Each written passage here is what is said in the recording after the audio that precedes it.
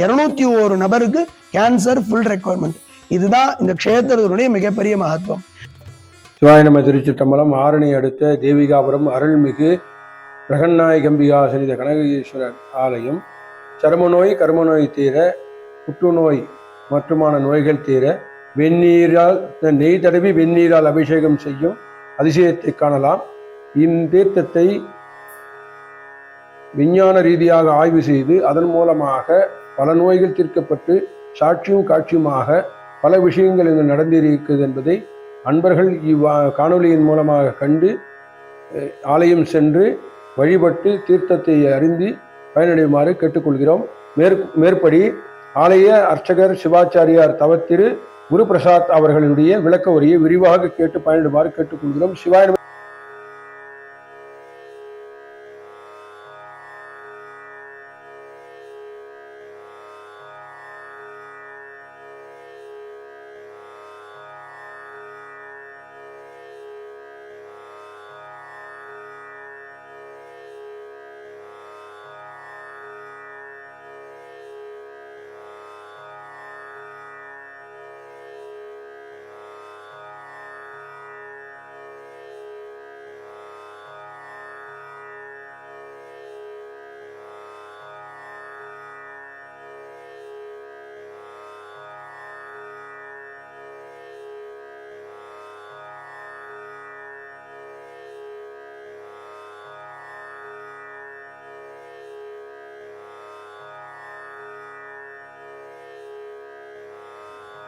சுவாமிக்கு அபிஷேகம் செய்ய முதலில் நெய் சாத்தப்பட்டு பின்பு வெந்நீரால் அபிஷேகம் நடக்கிறது.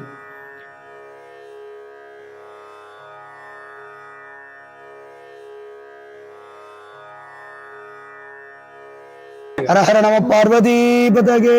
ஹரஹர மகாதேவா. க்ஷேத்திரத்துக்கு தேவிகாபுரம் அப்படின்னு பேரு. தேவி கீழ்ப்புறம் அப்படின்னு இந்த ஊருக்கு முதல் பெயர் வந்து தேவி கீழ்ப்புறம். காரணம் என்னன்னா, மலைமேல சுவாமியும் அம்பாள் வந்து கீழே இருக்கிறதுனால இந்த ஊருக்கு தேவி கீழ்ப்புறம் அப்படின்னு பேரு. சுவாமி வந்து இங்க முதல் யுகத்துல இருந்து இங்க இருந்து அனுகிரகம் பண்ணிருக்கார். அம்பாள் வந்து 2வது யுகத்துல இருந்து இங்க அனுகிரகம் பண்ணிருக்கார். மகளா சுவாமி வந்து பூமிக்கு ஆதாரம் அப்படின்றது எல்லாருக்குமே தெரியும். இப்போ இந்த கோவிலுக்கு சுவாமி எதனால வராரு, இந்த பூமிக்கு எதனால வராரு அப்படின்னா, நமக்கு எல்லாருக்குமே கிரகணம் அப்படின்றது எல்லாருக்குமே தெரியும். சூரிய கிரகணம், சந்திர கிரகணம் அப்படின்னு சொல்லுவோம். இந்த சூரிய கிரகணம் அப்படின்னு சொல்லக்கூடியது இந்த அமாவாசை காலகட்டத்துல வரும். அமாவாசை வந்து நமக்கு நிலா இல்லாத காலகட்டத்துல சூரியனுக்கான கிரகணம். இது எல்லாருமே நம்ம ரொம்ப ஈஸியா தெரிஞ்சுக்க வேண்டிய ஒரு விஷயம். ஏன்னா நிறைய இப்ப வாட்ஸ்அப் வதந்தி வர ஆரம்பிச்சுடுது. திடீர்னு பார்த்தா அஷ்டமி அன்னைக்கு சூரிய கிரகணம்ன்றான், சந்திர கிரகணம் நவமி அன்னைக்குன்றான், தேய்பிரை நவமி அன்னைக்கு சந்திர கிரகணம்ன்றான்.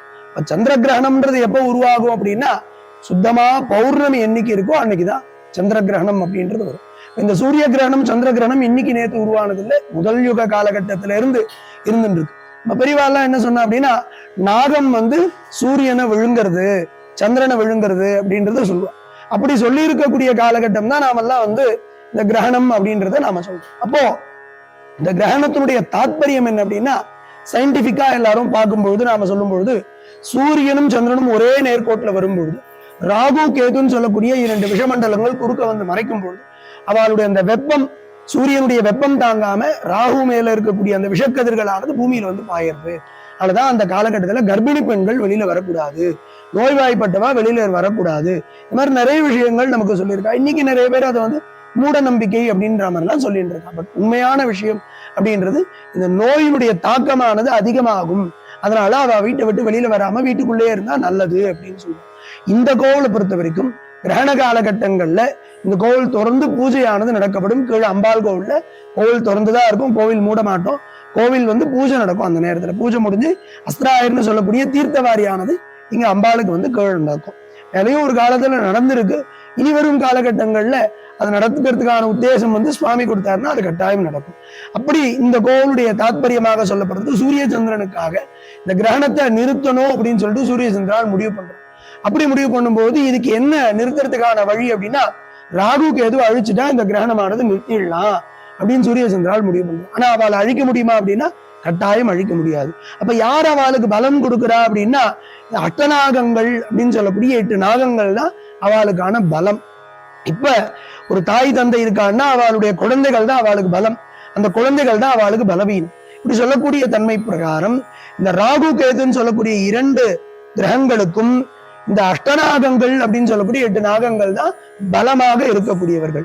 அப்ப இந்த பலமானது அவளை பலவீனப்படுத்துறதுக்கான வழியை தேடி சூரிய சந்திரால் என்ன பண்றான்னா இந்த 8 நாகங்களையும் அழிச்சிடலாம் அப்படின்றத முடிவு பண்றார். இப்ப இந்த 8 நாகங்களையும் அழிச்சிட்டோம் அப்படின்னா ராகு கேது நம்மளுடைய கட்டுப்பாட்டுக்குள்ள வந்துருவா அப்படின்னு சொல்லிட்டு முடிவு பண்ணி இந்த 8 நாகங்களையும் அழிக்கிறதுக்காக முற்படும் பொழுது இந்த 8 நாகங்களையும் காப்பாற்றணும் அப்படின்றதுக்காக சூரிய சந்திராளுக்கிட்ட இருந்து ராகு கேது வந்து இவ பேசுனதை ஒட்டு கேட்டு அஷ்டநாகங்களை கூப்பிட்டு வந்து நேரா இந்த ஊருக்கு ஒரு காலத்துல நாகலாபுரம் அப்படின்னு பேர் இருந்திருக்கு. ஒரு குளம் வெட்டி அந்த குளத்துக்கு அடியில போயிட்டு தபஸ் பண்ண சொல்லி இந்த 8 நாகங்களையும் தபஸ் பண்ண வைக்கிறான். அப்படி தபஸ் பண்ண இந்த க்ஷேத்திரத்துக்கு நாகலாபுரம் அப்படின்னு பேரு. அந்த குளத்துக்கு கற்றான் குளம் அப்படின்னு இன்னைக்கு அந்த குளத்தினுடைய பெயர் வந்து விளங்குறது. இன்னைக்கும் அந்த எவ்வளவு வெயில் காஞ்சாலும் அந்த குளமானது வத்தவே வத்தாது. அதுதான் இந்த க்ஷேத்திரத்தினுடைய மிகப்பெரிய மகத்துவம். அப்படி அந்த குளத்துல அந்த 8 நாகங்களும் தபஸ் பண்ணிட்டு இருக்கா. சூரிய சந்திரால் எல்லா இடமும் தேடின்னு வந்துட்டு இருக்கா. ஆனா எங்க இந்த 8 நாகங்களும் இருக்குன்றதை கண்டுபிடிக்கவே முடியல. போற போக்குல நாரதர் என்ன பண்ணின்றார், அவருடைய கழகம் நன்மையில முடியணும் இல்லையா, நேரா போயிட்டு எம்பா தேடின்னு இருக்க அந்த குளத்துக்கடியில இருக்கா, முடிஞ்சா வார்த்தையை கவனிக்கணும், முடிஞ்சா அவளை அழிச்சுக்கோ அப்படின்ற வார்த்தையை சொல்லிட்டு நாரதர் கிளம்பி போயிடுறாரு. இப்போ நம்ம கிளம்பி போயிட்ட பிறகு அந்த இடத்துல சூரிய சந்திரால் வந்து நிக்கிறதுக்கும் சுவாமி அந்த இடத்துல தடுத்தாட்கொள்றதுக்கும் நேரா வந்து நிக்கிறார் சுவாமி. அப்படி சுவாமி வந்தவர் தான் இந்த மலையாக நின்று காட்சி கொடுக்கிறார். சுவாமி மலையா வந்து நிக்கிறார். நின்ன பிறகு சூரிய சந்திராலுக்கு ஒண்ணுமே புரியல, என்னடா நாம அதை தப்பு பண்ணிட்டோமா அப்படின்னு. இப்ப சுவாமி என்ன சொல்றாருன்னா அஷ்டநாகங்களை ஆட்கொண்டு சூரிய சந்திராலை தடுத்து 2 விஷயம் சொல்றாரு. இந்த பூமியில நிரந்தரம் எதுவுமே கிடையாது. இதுதான் முதல் விஷயம், எல்லாரும் தெரிஞ்சுக்க வேண்டியது. பூமின்னு வந்துட்டாலே பூமியை அழியக்கூடியதுதான் அப்படின்றது முதல் விஷயமாகும். இந்த பூமியில இருக்கக்கூடிய எல்லா ஜீவராசிக்கும் நான் ஒருவனே காரணகர்த்தா. என்ன கவனிக்கணும் வார்த்தைய, நான் ஒருவனே காரணகர்த்தா அப்படின்ற வார்த்தையை சொல்லிட்டு சூரிய சந்திரால் கிட்ட சொன்ன உடனே சூரிய சந்திரால் மன்னிப்பு கேட்டு கிளம்பி போயிடுறோம். மன்னிப்பு கேட்டு நாங்க வந்து தப்புதான் அப்படின்னு சொல்லிட்டு மன்னிப்பு கேட்டு கிளம்பி போயிடுறா. அதுக்கப்புறம் இந்த நாகங்கள் ஆட்கொண்டார் இல்லையா, ஆட்கொண்டதுக்காக தபஸ் பண்ண நாகங்களுக்கு என்ன வர வேணும் அப்படின்னு கேட்கிறோம்.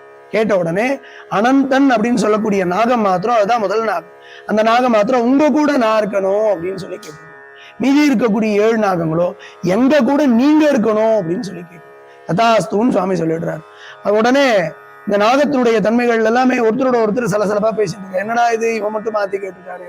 சுவாமி அதுல துளி கூட தயங்கல, அவருடைய கழுத்துல தூக்கி அந்த அனந்தனை வந்து கழுத்துல தூக்கி போட்டு விட்டார். அதனாலதான் சுவாமியுடைய கழுத்துல இருக்கக்கூடிய நாகத்துக்கு பேரு அனந்தன் அப்படின்னு பேரு. மீதி இருக்கக்கூடிய 7 நாகங்களுக்காகவும் இந்த மலை மேல சுவாமி இங்கேயே நின்றுட்டார், மலையாகவே நின்றுட்டார். அதனால்தான் சுவாமிக்கு பொன்மலைநாதர் அப்படின்னு சுவாமியினுடைய பேர். அப்படி மலையாக நின்றுட்ட பிறகு 3 யுகங்கள் கிடக்கிறது. 4வது யுகமான கலியுகமானது ஆரம்பிக்கிறது. அப்படி கலியுகத்தினுடைய தன்மை ஆரம்பிக்கும் போது சுவாமி என்ன சொன்னார், முதல் வாக்கியம் பூமியில எதுவும் நிரந்தரம் இல்லை, பூமியே நிரந்தரம் இல்லைன்ற வார்த்தையை சொல்லிட்டார். அப்போ சுவாமியும் நிரந்தரம் இல்லை தானே, அப்ப அதை நிரூபிக்கணும் இல்லையா. இப்ப இந்த பகுதியை ஒரு வேடுவன் வேட்டையாடின்னு வந்துட்டு இருக்கான்.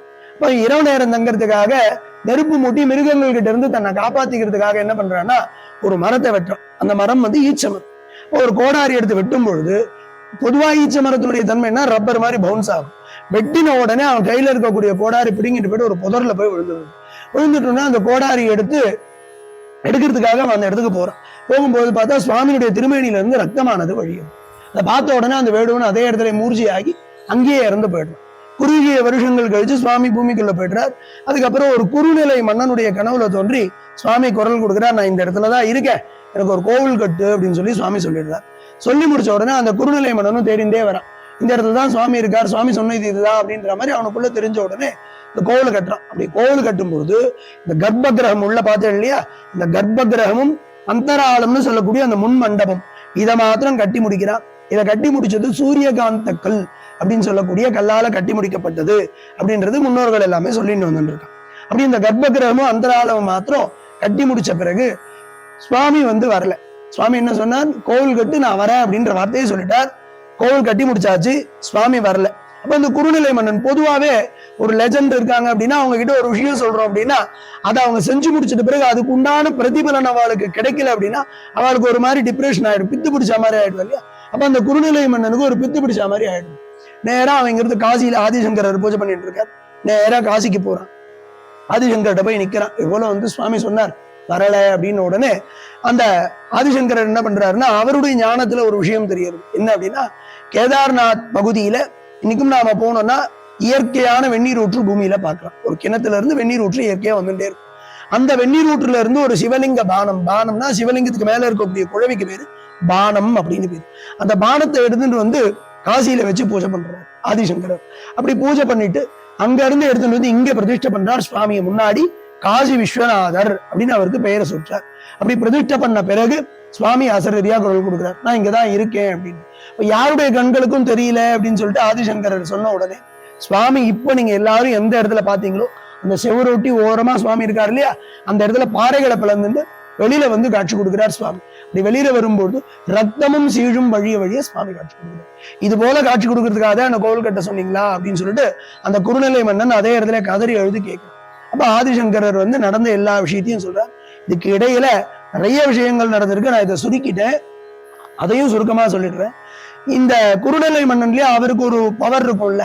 இப்ப சுவாமி மேல இருந்து ரத்தம் வழியறத பார்த்த உடனே ஒரு நேரம் அங்க இருக்கக்கூடிய சிப்பாய்களுக்கு உடனே உத்தரவு போடுறார், இங்க பக்கத்துல போயிட்டு வேகமா ஊசியும் நரம்பு எடுத்துட்டு வாங்க, சுவாமிக்கு தையல் போடணும் அப்படின்னு. இப்ப இங்க பக்கத்துல தச்சூர் அப்படின்னு அந்த ஊருக்கு பேரு. அந்த ஊருடைய ஆதி பேர் வந்து பாத்தீங்கன்னா தையலூர் அப்படின்னு பேரு. அந்த பகுதியில இருக்கக்கூடிய குறுநிலை மன்னர்கள், அவருக்கும் கீழே இருக்கக்கூடிய மன்னர்கள்ல அவ என்ன பண்றான்னா அந்த ஊசியும் அதை சுவாமிக்கு அந்த தையல் போடுறதுக்கு உண்டான நரம்புகள் அதை எடுத்துட்டு வந்து சுவாமிக்கு வந்து தையல் போட்டுருக்காங்க. இந்த தையல் போட்டும் சுவாமி மேல அந்த குருதி வழியறது வந்து நிக்கல். என்னென்னமோ பண்றாரு அந்த குறுநிலை மன்னன், விபூதி வைக்கிறார், மஞ்சளை வைக்கிறார், என்னென்னமோ பண்றாரு. ஆனா சுவாமி மேல இருந்து அந்த ரத்தம் வழியறது நிக்கவே இல்லை. சரி, அவர் என்ன பதட்டத்துல பண்றாரோ பண்ணட்டோன்னு ஆதிசங்கரருக்கு முன்னு இருந்தார். அதெல்லாம் பதறி முடிஞ்ச உடனே அதுக்கப்புறம் ஆதிசங்கர்கிட்ட என்ப்பா என்கிட்ட தானே முதல்ல வந்து கேட்டேன், முதல்ல கேட்டிருந்தா அதுக்கு உண்டான உபாயத்தை சொல்லியிருக்கலாம்ல அப்படின்னு. நீ என்ன பண்றியோ பண்ணுன்னு பாக்கலான்ட்டு தான் நான் கம்முன்னு இருக்கேன். பொதுவா இது எல்லாருக்குமே இருக்கக்கூடிய ஒரு இயல்பான விஷயம். ஒவ்வொரு மனிதனுக்கும் சின்ன விஷயம் நடந்துருது அப்படின்னாலே ஒரு பதட்டமானது நமக்குள்ள வந்துடும். அப்ப அது போல வந்த பதட்டத்தினுடைய தன்மை அது போல எல்லாத்தையும் பண்ணிட்டு இருக்காரு. அப்ப இந்த பதட்டமானது தனிந்த பிறகு ஆதிசங்கர்கிட்ட கேட்கிறார். அப்போ ஆதிசங்கரர் வந்து சுவாமி கிட்ட கேட்கிறார், போல உங்களுக்கு வழியிறது என்ன பண்ணணும் அப்படின்னு. அப்ப சுவாமி என்ன சொல்றாருன்னா, பசும் நெய் தடவி வெந்நீரால் அபிஷேகம் பண்ணா இந்த குருதியானது நின்னுடும் அப்படின்னு சொல்றாரு. அன்னியில இருந்து இன்னைக்கு வரைக்கும் சுவாமிக்கு இந்த பசும் நெய் தடவி வெந்நீர்ல அபிஷேகம் பண்றது பழக்கத்துல வந்துட்டு. சரி, இது ஏதாவது ஒரு காரணம் இருக்கணும்ல, சுவாமி சொன்ன விஷயத்துல ஏதாவது ஒரு விஷயம் லிங்க் ஆகணும் இல்லையா. சுவாமி சாதாரணமா சொல்ல மாட்டார். அப்போ முதல் சொன்ன விஷயம், இந்த பூமியில நிரந்தரம் எதுவும் இல்லை, அப்ப தானும் நிரந்தரம் இல்லைன்றதை நிரூபிக்கிறதுக்காக ஒரு வேடுவனால வெட்டுப்பட்டு சுவாமி பூமிக்குள்ள போயிட்டு திரும்பவும் ஒரு குறுநிலை மன்னனுடைய கனவுல தோன்றி அதே வேடுவன் தான் மறு ஜென்மால அந்த குறுநிலை மன்னனா பிறக்கிறார். அததான் அந்த இடத்துல ஆதிசங்கரர் வந்து அவருக்கு வந்து உறுத்துறார், நீதான் இந்த குறுநிலை மன்னன், உன்னுடைய ஜென்மா முன் ஜென்மா வந்து வேடுவன், உன் கையால வெட்டுப்பட்டதுனால உன் கையால சுவாமி மருந்து போட்டுக்கணுன்றதுக்காக குறுகிய காலம் உன்னை பித்து பிடிச்சு சுத்த வச்சு இப்பயும் உனக்கு உண்டான இந்த மனிதனுடைய இயல்பான விஷயங்களை வந்து பிரதிபலிக்கிறதுக்காக இது போல உன்னை வந்து அலைக்கழிக்க வச்சாரு அப்படின்ற விஷயத்த சொல்லிட்டு அதுக்கப்புறம் சுவாமி அவருக்கு உண்டான மருந்தாக இந்த பசும் நெய்யையும் வெந்நீரையும் அவர் கேட்டு வாங்கி போட்டுட்டார் அப்படின்ற விஷயத்த இப்ப சொல்றார். சொல்லி முடிச்ச பிறகு அதுக்கப்புறம் முதல் விஷயத்த சுவாமி செயல்படுத்தி காமிச்சிட்டார். தானும் நிரந்தரம் இல்லை அப்படின்றத செயல்படுத்தி காமிச்சிட்டார். அதனாலதான் இந்த கலியுகத்துல நாம எல்லாரும் பார்த்துட்டு இருக்கோம், நிறைய பக்தியா நாம இருந்துட்டு இருக்கும் போது அந்த இடத்துல யாரேனும் ஒரு நபர் பக்தி இல்லாத நபரும் இருப்பா.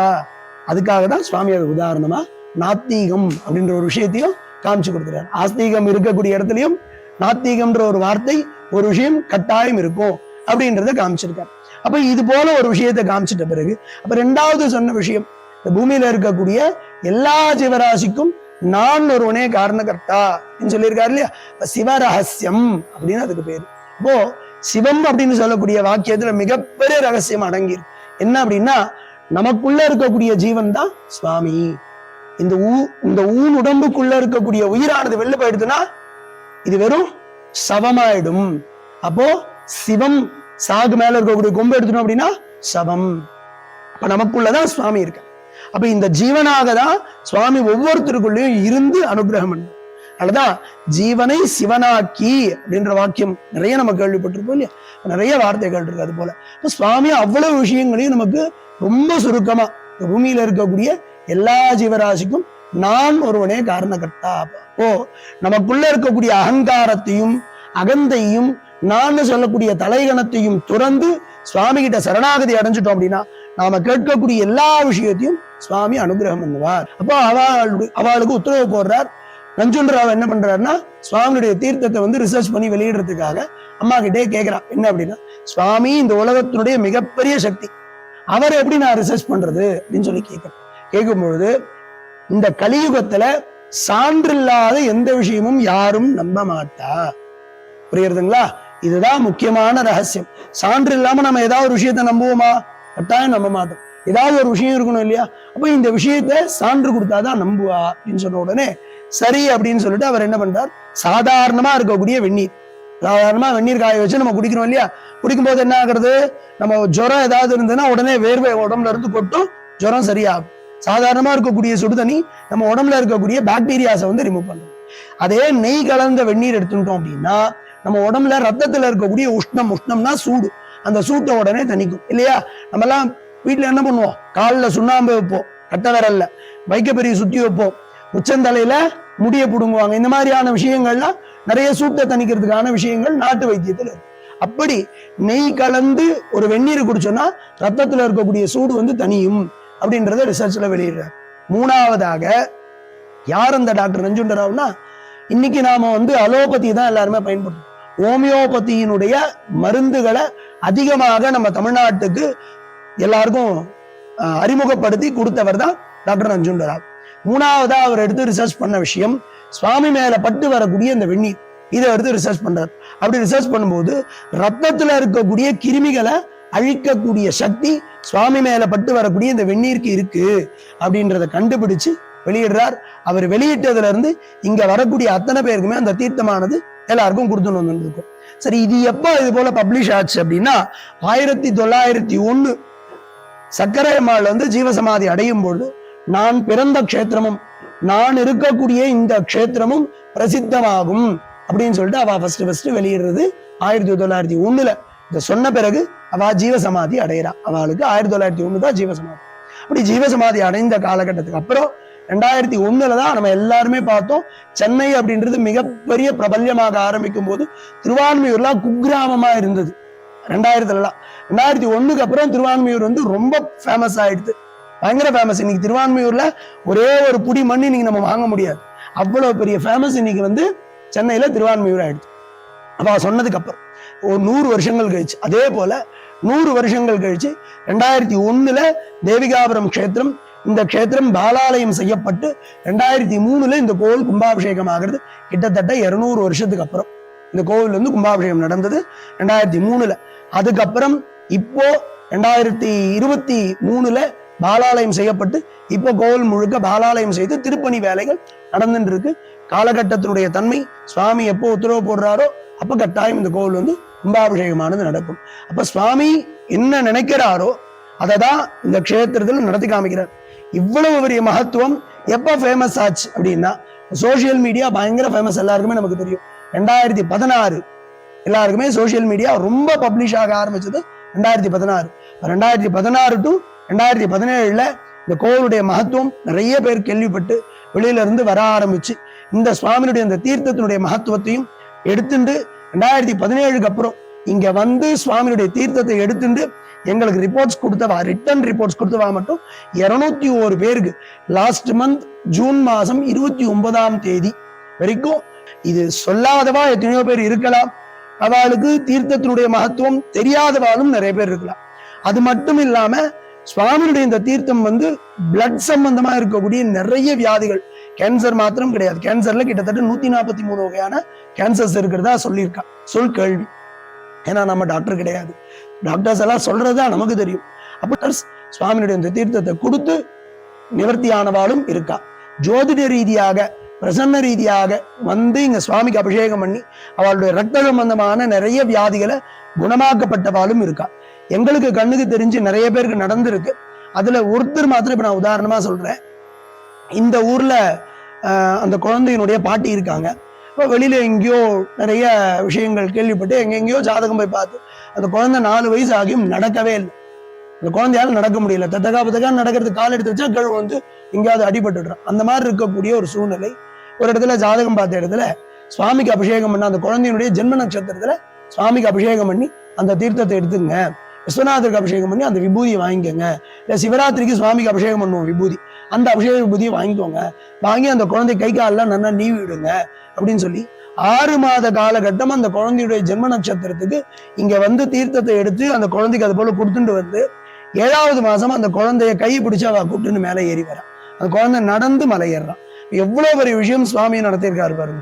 இது போல நிறைய மிராக்கல்ஸ். இது ரத்தத்துக்கு சம்பந்தமே கிடையாது, மொத்தமே எலும்பு நரம்பு சம்பந்தமானது. நடக்கக்கூடிய சக்தியை கொடுக்கக்கூடியது எலும்புக்கும் நரம்புக்கும் இருந்தாதான் நம்மளால நடக்க முடியும். அவ்வளவு பெரிய மகத்துவத்தை சுவாமி வந்து கொடுத்திருக்காரு. இது மாத்திரம் இல்லாம நிறைய பேர் குழந்தை பாக்கியம் இல்லாதவாளுக்கு குழந்தை பாக்கியத்தை அனுகிரகம் பண்ணியிருக்கார். திருமணம் சம்பந்தமான தடைகள், ராகு கேது சம்பந்தமான தோஷங்கள், இது எல்லாமே வந்து ராகு கேது தோஷம்னா நிறைய இருக்கு. அதுல இந்த ஒரு தோஷம் தான் ராகு கேது தோஷம்ன்றதெல்லாம் கிடையாது. கிரகண சம்பந்தமான விஷயங்களும் ராகு கேதுக்கு உட்பட்டதுதான். இப்ப கிரகணத்துல பிறக்கக்கூடிய குழந்தைகள் அந்த துர்புத்தி அடைஞ்சவாளுக்கு சத்புத்தி கிடைக்கிறதுக்கான அனுகிரகம் சுவாமியுடைய அந்த தீர்த்தம் எடுத்துட்டு அவளுக்கு புத்தி பேதலிச்சவாலாம் திரும்பவும் குணமானது. இதெல்லாம் நிறைய இந்த க்ஷேத்திரத்துல சுவாமி வந்து மிராக்கலா நடத்தி கொடுத்திருக்கார். அதுதான் இந்த க்ஷேத்திரத்தினுடைய மிகப்பெரிய மகத்துவம். இது மாத்திரம் இல்லாம நிறைய ரகசியங்கள் இருக்கு இந்த க்ஷேத்திரத்துல. அம்பாள் வந்து 2வது யுகத்துல இங்க வந்து சுவாமி அடையறதுக்காக இந்த க்ஷேத்திரத்துக்கு வந்து சுவாமி இடபாகம் கொடுக்குறேன் அப்படின்னு உத்தரவு கொடுத்தது இந்த க்ஷேத்திரம். இடபாகம் கொடுத்தது திருவண்ணாமலையில. இந்த க்ஷேத்திரத்துல 10 நாள் பிரம்மோத்சவம் ரொம்ப விசேஷமா இருக்கும் பங்குனி மாசத்துல. அதுல கிருத்திகை நட்சத்திரத்தன்னைக்கு கொடியேறி புனர்பூச நட்சத்திரத்துல இருந்து சுவாமி இறங்கி வந்து அம்பாளை கல்யாணம் பண்ணிட்டு ஆயில்ய நட்சத்திரத்துல நாகங்களுடைய நட்சத்திரமாக சொல்லக்கூடியது. அந்த ஆயில்ய நட்சத்திரத்துல நாகங்களே சுவாமியை வடம் பிடிச்சு இழுக்கிறதா, தேரை வடம் பிடிச்சு இழுக்கிறதா இங்க ஒரு விசேஷம் உண்டு. பொதுவா எல்லா ஊர்லயுமே நமக்கு தேர் விசேஷம் நடக்கும்போது நமக்கு ஒவ்வொரு இடத்துலயும் சுவாமி அந்த தேர் நகர நகர நகர அர்ச்சனை பண்ணிட்டு வருவா இல்லையா. ஆனா இந்த க்ஷேத்திரத்துல தேர் புறப்பட்டு திரும்பி நிலைக்கு வந்து நிக்கிற வரைக்கும் யாருக்கும் எங்கேயும் அர்ச்சனையே கிடையாது. அதுதான் இந்த க்ஷேத்திரத்தினுடைய மிகப்பெரிய ஒரு மகத்துவம். நாகங்கள் எப்படி ஊர்ந்து வந்துட்டே இருக்கோம் நிக்காம, அது போல தேர்ல சுவாமி ஏறின பிறகு நாகங்களே வடம் பிடிச்சு இழுக்கிறதாக அவ்வளவு மக்கள், லட்சோபலட்ச மக்கள் இங்க வந்துட்டு இருப்பாங்க. அந்த தேர் விசேஷத்துக்கு குறைஞ்சபட்சம் 1 லட்சம் பேர் வந்து தரிசனம் பண்ணுவாங்க அன்னைக்கு தேர் விசேஷத்தை. அவ்வளவு கூட்டம் இருக்கும். ஆயில்யம் பங்குனி மாசம் ஆயில்யத்துக்கு அவ்வளவு கூட்டம் இருக்கும். அப்படி எல்லாரும் வந்து தேரை வடம் பிடிச்சு இழுத்து சுவாமி திரும்ப நிலை கொண்டு வந்து வைப்பா.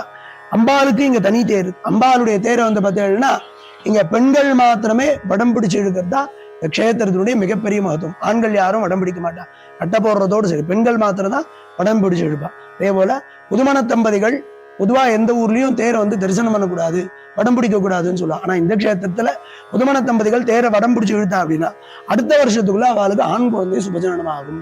அதுதான் இந்த க்ஷேத்திரத்தினுடைய மகத்துவம். அதே போல கர்ப்பிணி பெண்கள் தேரை தரிசனம் பண்ணக்கூடாதுன்னு, தேர் நிலைக்கு வந்து நின்ன பிறகு சுவாமி அம்பால தரிசனம் பண்ணிட்டு போனா சுகப்பிரசவம் ஆகும் அப்படின்றது இந்த க்ஷேத்திரத்தினுடைய மகத்துவம். க்ஷேத்திர விசேஷமாக சொல்லப்பட்டிருக்கிறது. அதே போல உத்தரத்தன்னைக்கு இந்த கொடி இறங்கிடும். கொடி இறங்கின பிறகு திருவண்ணாமலையில அண்ணாமலையாருக்கு இரவு 12 மணிக்கு திருமாங்கல்ய தாரணம் அண்ணாமலையாருக்கும் அம்பாளுக்கும் கல்யாணம் நடக்கும். அதுதான் இந்த க்ஷேத்திரத்துக்கும் திருவண்ணாமலைக்கும் இருக்கக்கூடிய ஒற்றுமை. அதுதான் இந்த க்ஷேத்திரத்தினுடைய மகத்துவம். இன்னும் சொல்லணும்னா நிறைய சொல்லிகிட்டே இருக்கலாம், அம்பாளை பத்தியும் சொல்லிட்டு இருக்கலாம். காலம் ரொம்ப கடந்து போயிட்டு இருக்கு. ஹரஹர நம பார்வதி பதகே, ஹரஹர மகாதேவா.